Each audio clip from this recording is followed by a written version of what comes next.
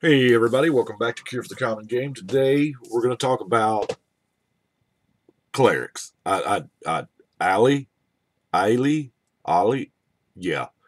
This core cleric from Oath of the Gatewatch. Anyway,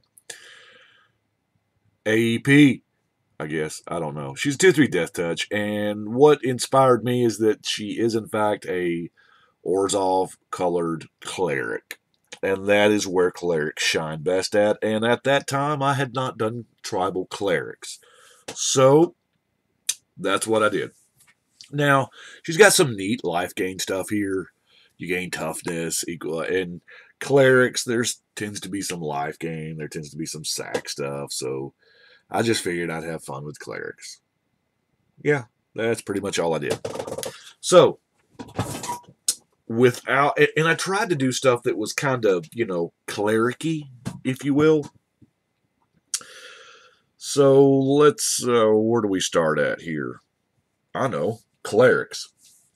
I'm just going to blow through some of these. The Soul Warden and the Soul's Attendant, obviously pretty close to the same card. Cleric's mom is also a cleric. Whoop, get in there, Mom. She's a pretty decent cleric. Dark Supplicant. You sack three clerics to go and get this guy. So that's fine too, I guess. Planar Guide. You just, blink the world. For when somebody's going to wrath you and you just like, no, not today. Gran Demolisher. I was actually surprised when I built this deck exactly because you tend to focus on the things that matter. Like, I knew the Gran Demolisher was a human, but I never really read past that point. I was like, wow, he's a cleric. Cat Clerics. We got the Battlefield Medic, and we got some more core. Oh, I'm just knocking stuff.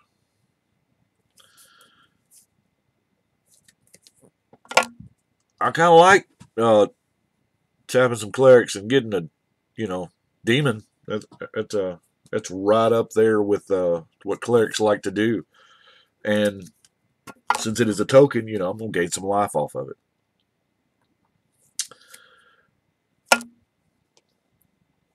Cleric becomes targeted. Tried to look for everything I could that actually specified cleric. A couple of my favorite clerics, Macias and Macias, because there's no reason not to. Now, I did run the Bontu's Monument. I did not run the white one because I don't feel like the white one fits with very clericy. You know what I'm saying? Yeah, I think I may have just an edge more white clerics than I do black clerics, but the white one makes warriors, and that's not what clerics are about. However, opponents losing and me gaining, that's clericy. Is that even a word? I don't know. I guess it is now.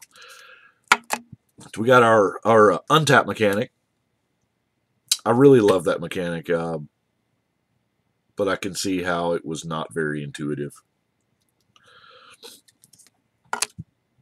Banisher, Fiend Hunter. Now, Edgewalker had to be in there because this is card number one when you build tribal clerics. Nothing else that I can bring to mind reduces colored mana. This is beautiful. Transcendent Master is also a cleric. That's pretty cool.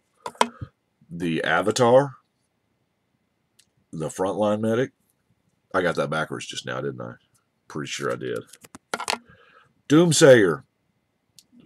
This looks tapped a little bit. There we go. Sin Collector. Rotlung Reanimator. Or another cleric. Oh my gosh, so I can sack clerics to gain life, and I get zombies, and oh, it's so good. And then, the cleric from the dark. Doubtless One. Chroma's Devoted is pretty sweet here. I mean, it is a 4-mana 2/4, but wow. Then we got the High Priest. We have those tap 5 of your tribe to do something cool, which gaining 10 life is pretty cool. It sets you right up with Ayli's ability. The Battle-Tide Alchemist. Now, here's the beautiful part about this is maybe one of the most powerful cards in the deck, in my opinion. If a source would deal damage to a player, you may prevent. You want to talk a political card. If you don't want somebody to take damage and you know, the second player attacks the third player and you can be like, nah, I'll prevent 5 of that. Just because you want to. And there's no limit how many times you can do this. In multiplayer, you're just the guy. Of course, now it does make them want to board wipe all your clerics, but, you know, hey, love this guy. The Goliath, you know, he just won't go away. Because you just tap 3 clerics and he comes back to your hand and you cast him again. And I mean, yeah. Enchantment-wise,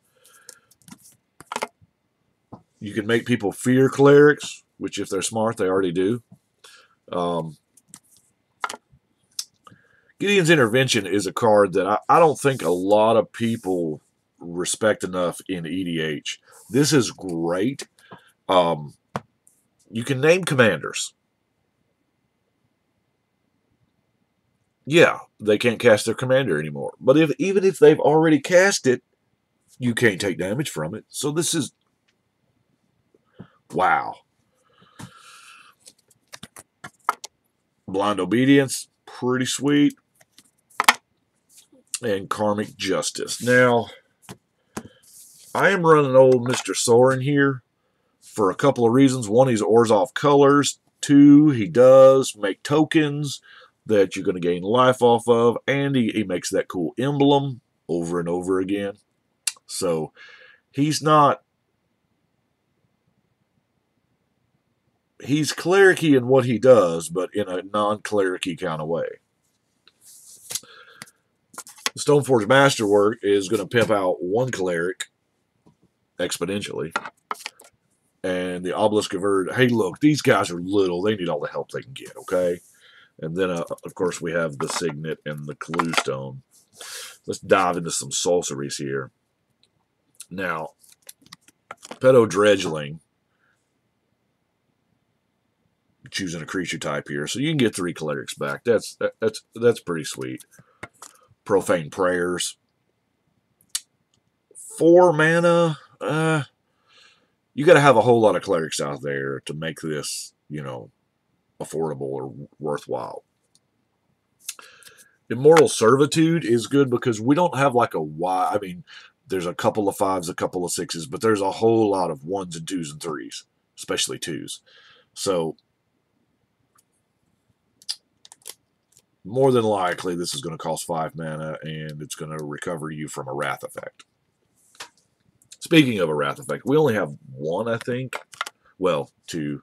We have Extinguish All Hope, and then Merciless Eviction is kind of ish, because it's whatever you need it to be, man. It's I love it, absolutely love it, because I read the modes as choose 1, screw target Brea, screw target tribal deck, screw target Uriel, or screw target Super Friends.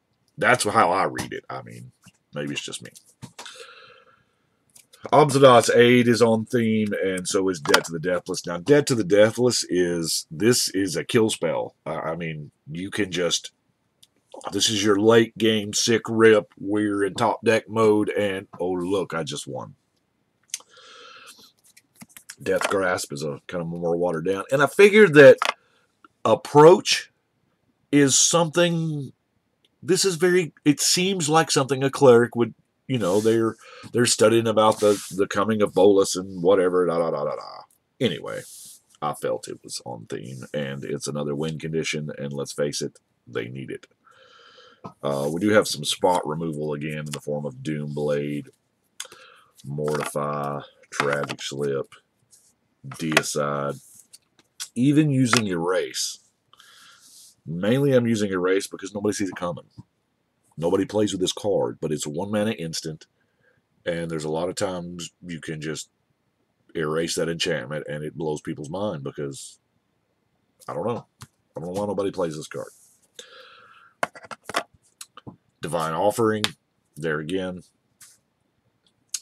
We also got Zealous Persecution, because tokens are a thing. I mean, we're playing them, so Jesus Lord, if somebody Zealous Persecution's us, man, in this deck, most of our dudes have a 1 toughness, so it's gonna get pretty bad. Now we got a Holy Day and a Blessed Reversal. I love the Blessed Reversal because it's another one of those cards that was printed to hell and back, but nobody plays and nobody sees coming because nobody plays it. But if they're going to swarm you with a ton of 1/1s, thanks, guy. And then our last card is Coordinated Barrage.